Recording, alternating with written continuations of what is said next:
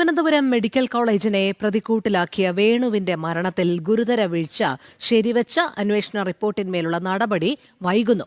Community health centre മുതൽ medical college വരെ അടിമുടി പാളിച്ച എന്ന് വിദഗ്ധ സമിതി റിപ്പോർട്ട് നൽകിയിരുന്നു. കൂടുതൽ വിവരങ്ങളുമായി SP ശ്രീനന്ദ ചേരുന്നു. ശ്രീനന്ദ, തിരുവനന്തപുരം മെഡിക്കൽ കോളേജിലെ വേണുവിന്റെ മരണം അത് ഏറെ വിവാദങ്ങൾക്ക് വഴിവെച്ചതാണ്. ആ മരണത്തിൽ വലിയ വീഴ്ച സംഭവിച്ചു എന്നുള്ള അന്വേഷണ റിപ്പോർട്ട് വന്ന ദിവസങ്ങൾ കഴിഞ്ഞിട്ടും അതിന്മേലുള്ള നടപടി വൈകുന്നു എന്നുള്ള വാർത്തയാണ് ഉണ്ടാകുന്നത്. എന്തായാലും വലിയ രീതിയിൽ കേരളത്തിലെ ആരോഗ്യ മേഖല ഇങ്ങനെ തകർന്ന് തരിപ്പണമാകുന്ന കാഴ്ചയൊക്കെ നമ്മൾ കണ്ടിരിക്കുന്നതാണ്. പക്ഷേ തുടർ നടപടികൾ എന്ത് എന്ന് ചോദിച്ചാൽ ഒന്നും തന്നെ ഉണ്ടാകുന്നില്ല എന്നല്ലേ മനസ്സിലാക്കേണ്ടത്?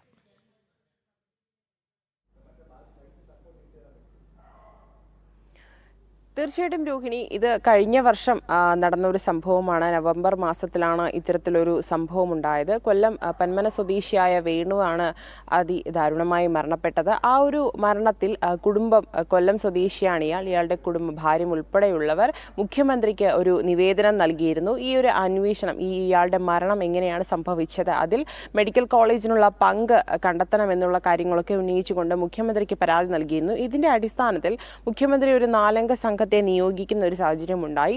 ഈ 4 അംഗ സംഘത്തിന്റെ റിപ്പോർട്ട് വന്നിട്ട് കുറച്ച് ദിവസങ്ങളായി. ഈ ഒരു റിപ്പോർട്ടിന്മേലുള്ള നടപടിയാണ് ഇതുവരെയും ആരോഗ്യ വകുപ്പിന്റെയോ അല്ലെങ്കിൽ മറ്റു വകുപ്പുകളുടെ ഭാഗത്ത് നിന്നും ഉണ്ടാകാതെ. അത് റിപ്പോർട്ടിന്മേൽ പറയുന്നത് CHCക്കും അതുപോലെ തന്നെ community health centre, medical college എന്നിങ്ങനെ 3 ഈ ഒരു ആശുപത്രികളിലും വേണുവിന്റെ മരണത്തിന് പങ്കുണ്ട്. കാരണം ഈ ഒരു ആശുപത്രിയിൽ കൃത്യമായ ചികിത്സകൾ നൽകിയിട്ടില്ല.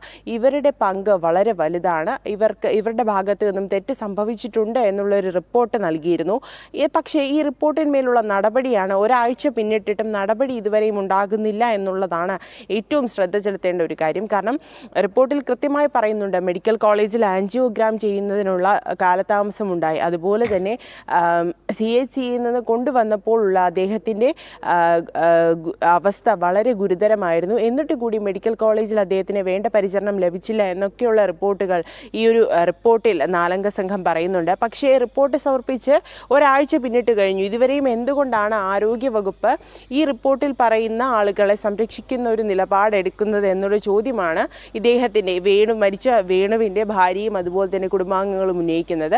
ഈ ഒരു മരണത്തിൽ പങ്കുള്ളവരെ കൃത്യമായി നിയമത്തിന് മുന്നിൽ കൊണ്ടുവരണമെന്ന് ആവശ്യപ്പെട്ടുകൊണ്ടാണ് മുഖ്യമന്ത്രിക്ക് ഇവർ കത്ത് നൽകുന്നതും അതിന്റെ പേരിൽ മുഖ്യമന്ത്രി അന്വേഷണത്തിന് ഉത്തരവിടുന്നതും റിപ്പോർട്ട് ഉടൻ തന്നെ സമർപ്പിക്കാനുള്ള ഒരു നിർദ്ദേശം നൽകുന്നതും. പക്ഷേ നിർദ്ദേശം നൽകി റിപ്പോർട്ട് സമർപ്പിച്ചിട്ടും ഈ ഒരു കാലതാമസം, നടപടിയെടുക്കാനുള്ള കാലതാമസം എന്തുകൊണ്ടാണ് എന്നുള്ളൊരു കാര്യമാണ് കുടുംബം ഉന്നയിക്കുന്നത്. എന്തായാലും ഇതിനെതിരെ കൂടുതൽ നടപടികളിലേക്ക് കടക്കുമെന്നാണ് കുടുംബത്തിൽ നിന്നും കുടുംബാംഗങ്ങൾ നമുക്ക് തരുന്ന വിവരം എന്ന് പറയുന്നത്. എന്തായാലും മുഖ്യമന്ത്രി എന്ന് പറയുന്നത് ഈ കേരളത്തിലെ ഏറ്റവും വലിയൊരു പൊസിഷനിലിരിക്കുന്ന ഒരാളാണ്. അദ്ദേഹത്തോട് ഇത്തരത്തിലൊരു പ്രശ്നം കണ്ട് പറഞ്ഞിട്ടുകൂടി അതിൻ്റെ റിപ്പോർട്ട് നൽകിയിട്ടും എന്തിനാണ് ഈ ഒരു കാലതാമസം എടുക്കുന്നത്, ആരോഗ്യ വകുപ്പ് ആരെയാണ് സംരക്ഷിക്കാൻ ശ്രമിക്കുന്നത് എന്നൊരു കാര്യമൊക്കെയാണ് സാധാരണ ജനങ്ങളെയും അലട്ടുന്നത്. കാരണം ഒരു സാധാരണ വ്യക്തിയാണ് മരിച്ചത്. ആ ഒരു വ്യക്തിക്ക് കിട്ടാത്ത നീതി എങ്ങനെയാണ് മറ്റുള്ള സാധാരണ ജനങ്ങൾക്ക് ലഭ്യമാകുക എന്നുള്ള ചോദ്യമൊക്കെയാണ് സാധാരണ ജനങ്ങളൊക്കെ ഉന്നയിക്കുന്നത്.